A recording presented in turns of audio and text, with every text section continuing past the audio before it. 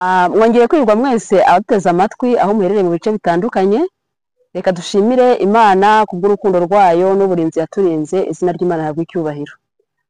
Muri iyi minsi hariho ibibazo byinshi byugarije imiryango, tugenda tubyumva ku mativi, ahadukikije, ahatuzengurutse, abana, abagore, abapapa, hari ibibazo byugarije umuryango, ariko uyu munsi tuje tuzanye bimwe mu bisubizo. Aho waba uri haramutse hari ikibazo cyaba gihari, reka nkubwire ngo gira amatsiko yo kumva iki kibwirizwa cyangwa se iki cyigisho kiradufasha gukemura bimwe mu bibazo dufite nk'imiryango iwacu. Uyu munsi mugiye kudukurikirana kuri Shukuru TV official, kandi uwo mugiye kuvugana akaba ari Ineza Josiane. Mbere yuko dusenga, mbere ko tutangira mureke dusenge dushime Imana. Data wa twese uri mu ijuru udukunda, abana bawe turagushimye, turaguhimbaje, izina ryawe ryera nirihabwe icyubahiro. Wadushyize ku isi nk'indabyo ziri mu murima wawe, ushyiraho imiryango nyagasani nk'icyitegererezo kigaragaza umuryango mugari tuzabona tugeze mu bwami bwera bwo mu ijuru. Impamvu tukuraritse kugira ngo muri aka kanya kubw'ibibazo byugarije imiryango, kugira ngo udufashe turebe icyatuma imiryango yacu iba myiza kandi igategura abo wayishyizemo kugira ngo bazinjire mu bwami bwawe. Ngwino ubane natwe, kandi umuntu wese ubasha gutega amatwi iki cyigisho umuhereze umugisha wawe mu izina ryawe Yesu, amena. Turabashimiye kuba muteze amatwi. Hari hashize iminsi dutambukije icyigisho umugabane wa mbere, ariko uyu munsi tuje dufite ikindi cyigisho n'ubundi cyongeranye aho twari tugereje. Yari ifite insanganyamatsiko ivuga ngo imbaraga ihindura umubyeyi w'umugore afite. Twabonye isomo ryari insanganyamatsiko ryiza cyane rishobora kutwubakira twese ababyeyi b'abagore mu ngo zacu, rigafasha n'abatuzengurutse cyangwa se n'abafasha cyangwa se abatware bacu n'abana bacu. Ryari isomo ryiza cyane aho umuntu wese ari afate Bibiliya ye. Twarisanze mu Migani igice cyari icya 31 umurongo wa 27, 31 umurongo wari wa 27. Fata Bibiliya yawe aho uri hose tubashe gusangira ino somo. Baratubwiye ngo amenya neza imico yo mu rugo rwe, kandi ntabwo arya ibyo kurya by'ubuti. Aho twasanze ari umubyeyi w'umugore, iyo amaze kumenya imico y'urugo rwe, ni ukuvuga ngo abari mu rugo agira uko abatwara, umugabo akagira uko amutwara, n'umwana akagira uko amutwara. Ayo ni amagambo amwe twabashije kubona, twifashisha n'icyigisho twasanze mu rugo rwa Gikristo, icyigisho cya 39, aho batubwiye ngo imbaraga umubyeyi w'umugore afite ikurikira iya kabiri mu guhindura imitima y'abantu ku isi. Kubw'ibyo rero reka uyu munsi nkurarikire kugira ngo utege amatwi wumve aho bipfira iwawe cyangwa se ahakuzengurutse, ku buryo nawe ushobora gutanga inama twifashishije ijambo ry'Imana, ko ari ryo twahawe nk'umuyobozi n'umuyoboro ushobora kutuyobora akadukura mu kibi akatugeza mu byiza. Izina ry'Imana rihabwe icyubahiro. Uyu munsi rero n'ubundi turacyakomeje ku nsanganyamatsiko ivuga imbaraga ihindura umubyeyi w'umugore afite. Turajya gusoma isomo riri mu Itangiriro.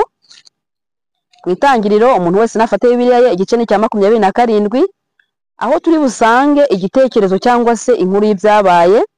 Nubwo twese dusanzwe tubizi, ariko tugiye kureba uyu mubyeyi w'umugore uruhare yagize mu muryango we, abasha kubaka ibitekerezo byiza kandi yubaka, ashobora no kuzana ikintu kitari cyiza mu muryango. Bishatse kuvuga ngo izo mbaraga yari afite, kuba yari azi imico y'umuryango we, iyo yaramuka ayikoresheje nk'uko bikwiriye, yari kubasha guhindura umuryango we. Ariko imbaraga yari afite ntabwo yazinyije mu buryo bwari bwo, kuko Imana yari ifite isezerano yagombaga gusohoza byanze bikunze. Abahageze dusome muri Itangiriro igice cya 27 umurongo, turahera ku murongo wa mbere, ariko ntabwo hose turi hasome, ariko turagenda dufatamo iby'ingenzi. Ahangaha tugiye kureba umutwe w'amagambo aravuga ngo Rebeka yose Yakobo kuriganya se. Uyu mubyeyi witwa Rebeka, imico y'umwana we, abana be bari babiri yari ayizi, kandi n'imico y'umugabo we ari we se w'abana ari we Isaka nayo yari ayizi. Yari azi ibyo Isaka akunda, yari azi ibyo kurya akunda. Ni ukuvuga ngo imico y'abagize umuryango yose yari ayizi. Ariko igihe kigeze uyu mubyeyi aza gukoresha uburiganya bwaje gutera akaga mu muryango we, bituma abana batandukana, bigera n'ubwo imiryango ihigana. Ariko reka dushime Yesu, kuko igitambo cy'Ikaruvari cyabonetse, byatumye Yesu wabonekaga binyuze mu mitambo, uwariganije aje guhinduka, kandi uwariganijwe birangira yongeye kuba inshuti y'uwariganijwe. Ibibazo byinshi bijya biza mu miryango, akenshi byaturutse ku babyeyi b'abamama, kubera ko nibo bakunze kumenya imico y'abagize umuryango. Hano batubwiye ngo Isaka ashaje, amaso yamaze kuba ibirorirori, ahamagara imfura ye Esawu ati mwana wanjye, aritaba ati karame.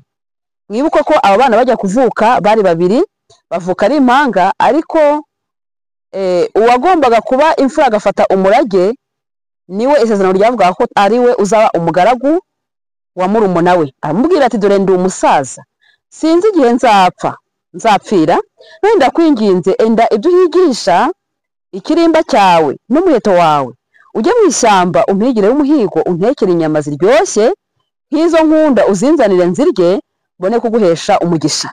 Uyu musaza ageze aho atakireba ngo ashobore gutandukanya abana be kuko ari babiri, ariko afite ibimenyetso abatandukanyirizaho.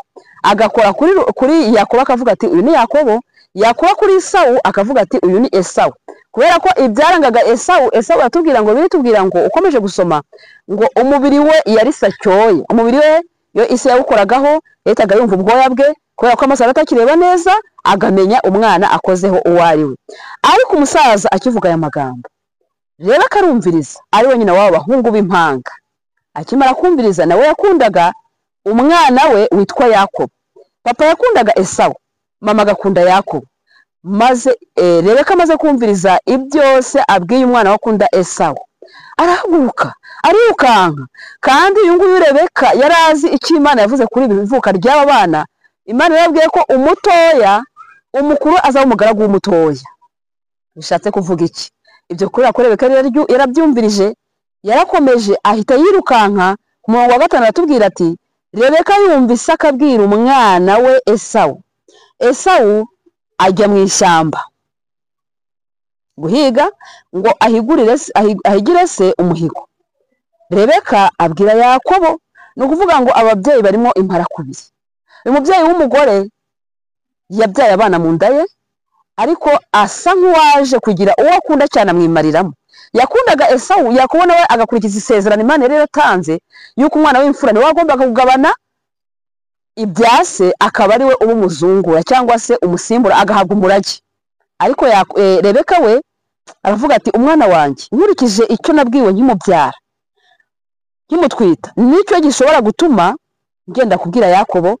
Yakobo aramubwira ati rero dore papa wawe amaze kubwira Esawu mukuru wawe ko agiye kumuhesha umugisha, none irukanka ndakwinginze, genda ujye mu mukumbi, genda ujye aho amatungo ari, ushake intama, ihene iryoshye, uyinzanire tubagire se, kuko inyama akunda ndazizi, ndaziteka ziryoshye nk'izo mukuru wawe agomba kumuhereza avuye guhiga umuhigo.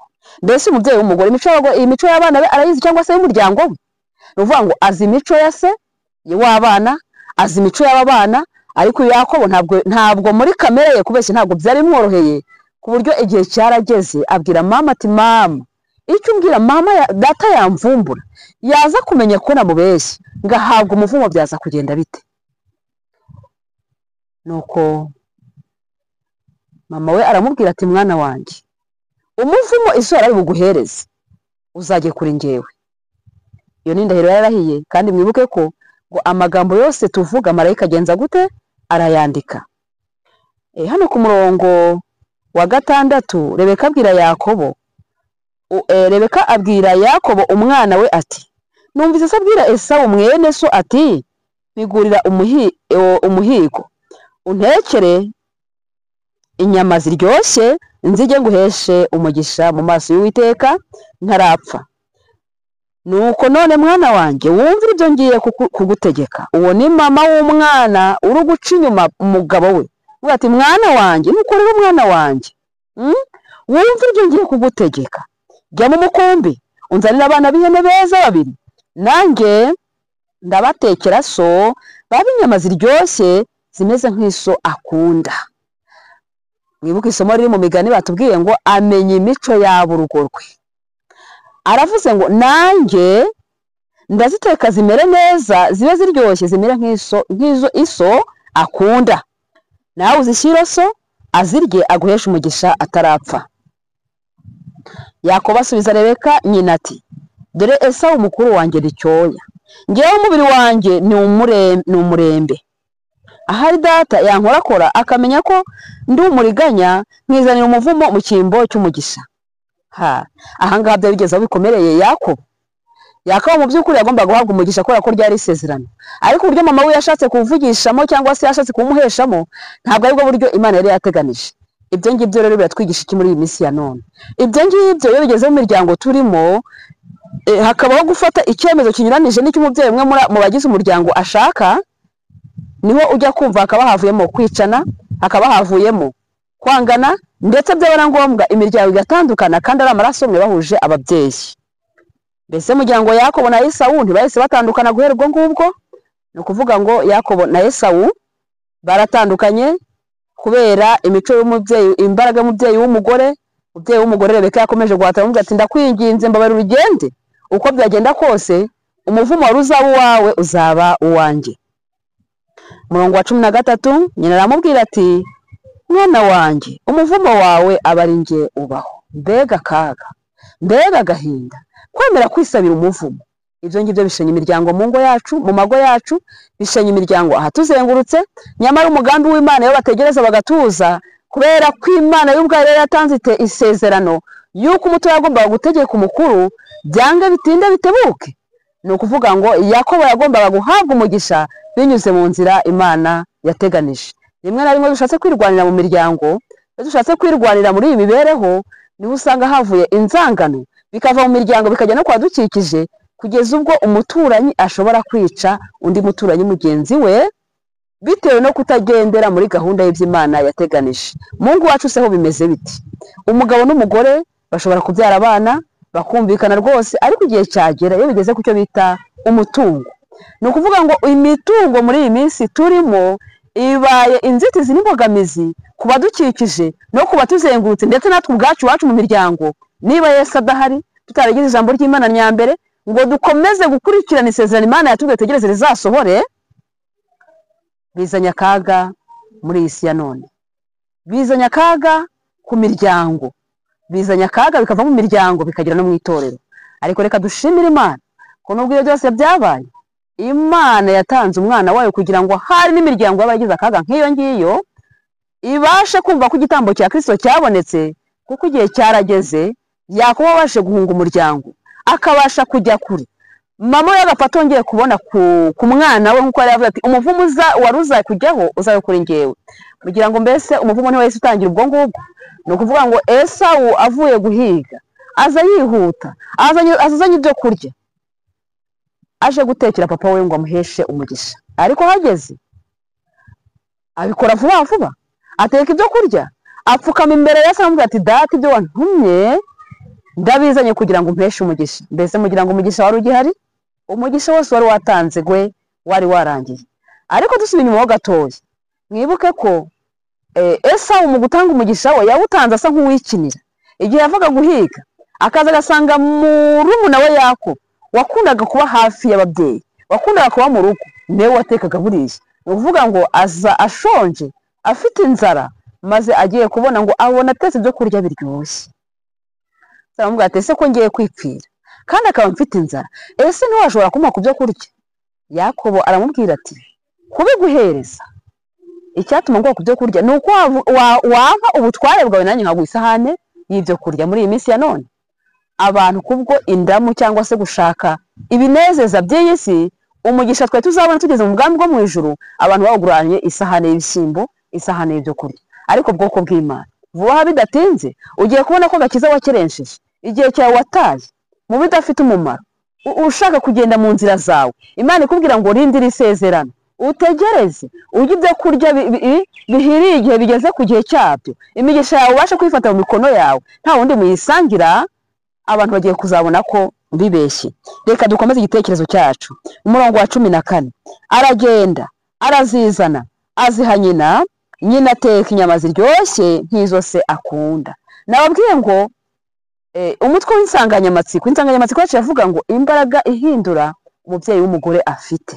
Ese murumva ibintu byose biri kuba hano ni ukuvuga ngo umuntu ubirimo byitambitsemo hagati ni umubyeyi w'umugore. Umubyeyi w'umugore amaze kumviriza ibyo umugabo we ashaka. Umubyeyi w'umugore yamaze kumviriza ibyasabwe kugira ngo umugisha utangwe. Uyu mubyeyi w'umugore kandi yamaze kumva ko umwana mukuru ari ugiye guhabwa umugisha, kandi umugisha ugomba guhabwa umwana muto nk'uko ryari isezerano, ariko uburyo yakoreshe ntabwo aribwo bwari uburyo. Umurongo wa 15, Rebeka yenda imyambaro myiza ya Esawu imfura ye, iyo yari afite mu nzu, ayambika Yakobo umuhererezi. Uyu mubyeyi w'umugore aracyakora ibishoboka byose, arakora hirya arakora hino, yagiye mu gikoni, yatetse ibiryo bitetse neza, ikirungo cyose gishoboka cyatuma isi ashobora kumva ibyo kurya byatetswe na Esawu, uyu mubyeyi w'umugore yabiteguye. Ngo maze arangije aragenda ajya mu myenda, areba n'umwana, umwenda we yakundaga witwa Esawu, araza yambika umwana w'umuhererezi, byanga bikunda ngo afate umugisha, nyamara umugisha agiye kubona ntabwo unyuze mu buryo bwari bwarateganijwe, ugiye kuboneka mu buryo bw'uburiganya. Umurongo wa 16, kandi ashyira impu z'abo bana b'ihene ku bikonjo bye no mu ijosi rye, aharembekereye aha umwana we Yakobo za nyama ziryoshye yatetse n'umutsima yavuze. Umubyeyi w'umugore icyo yari yateganije akigezeho, ariko uburyo Imana yagombaga gutanga umugisha kuri Yakobo ntabwo aribwo buryo Rebeka yakoresheje. Rero iki kintu cyatumye kizana intambara muri uyu muryango, bituma Yakobo na Esawu umwe atangira guhiga murumuna we, kandi baramaraso umwe bahuje ababyeyi. Reka turangirize ahangaha, ariko dusoreza amagambo meza ari mu gitabo cy'urugo rwa Gikristo ku bantu bagifite, igice ni cya 45, amagambo avuga ngo umurimo w'ibanze w'umubyeyi ni ukumenya abana. Hano hari amagambo baravuze ngo amahirwe y'umwana watojwe neza. Imana ibona amahirwe yose ari muri uwo muntu ukiri muto. Ni ukuvuga ngo aba bana iyo tubafite mu miryango iwacu tukabigisha nk'uko bikwiriye, bagatangira mu buto bwabo, Imana ngo ibona amahirwe uwo mwana afite ari muri we akiri muto. Ibona ko namenyerezwa uko bikwiriye, umwana azahinduka imbaraga yikiza mu isi. Ni ukuvuga ngo aba bana bacu dufite, uyu mubyeyi w'umugore witwa Rebeka, iyo abana bose abitaho akabakurikirana akabashyira mu nzira nziza, amahirwe yo kugira ngo bahindure isi yari muri bo, Imana yari ifite uruhare rwo kuyakomereza muri bo. Imana ihora ihanze amaso ababyeyi, ibyitayeho cyane ngo irebe niba basohoza umugambi wayo, cyangwa niba bazarimbura umugambi wayo binyuze mu kugaragaza ineza ikocamye, bemerera umwana kwijandika mu bimuzanira kurimbuka muri iki gihe n'iteka ryose. Uyu mubyeyi w'umugore iyo ashobora gufasha Yakobo akamubwira tufite isezerano, wowe wasezeranirwa ko uzahabwa umugisha, ntabwo ari kumufasha kwijandika mu byagombaga kumushyira mu kaga kugeza ubwo ahunze umuryango. Umuntu wese washobora kudukurikirana, nawe mubyeyi w'umugore aho uri, ndagira ngo ngusabe ushyiremo imbaraga Imana yaguhaye, uyikoreshe mu guhindura imitima y'abana bawe kugira ngo bahinduke icyiza ku isi, kandi bitegure kuzahabwa ubugingo buhoraho. Reka nsabire ababyeyi mwese, nanjye nisabira, natwe mwese abateze amatwi, ari urubyiruko ari abantu bakuru, kugira ngo impano twahawe ziri muri twebwe tuzikoreshe neza, duhindure imiryango, abadukikije, abadukomokaho, ndetse n'abazatwumva babashe gutwara amakuru meza agaragaza ubushobozi n'imbaraga Imana yahaye umubyeyi w'umugore. Nibyo mbasaba, nanjye nisabira mu izina rya Yesu. Mureke dusenge. Data wa twese ukiranuka, turongeye turagushimye, uhabwe icyubahiro. Washyize icyiza mu mubyeyi w'umugore, ariko aramutse agikoresheje nabi cyarimbura isi, kandi inyandiko yatubwiye ngo agikoresheje neza cyatuma tubona ubugingo buhoraho. Ndakwinze kugira ngo umubyeyi w'umugore wese uri ku isi umukoreshe igikwiriye, kandi abatwumva n'abatureba icyigisho kibabera ingirakamaro, uduhe kuba ibyitegererezo ku batuzengurutse, kugira ngo tubashe guhindura imitima y'abatuzengurutse. Twizeye kubidufashamo mu izina ryawe Yesu, amena.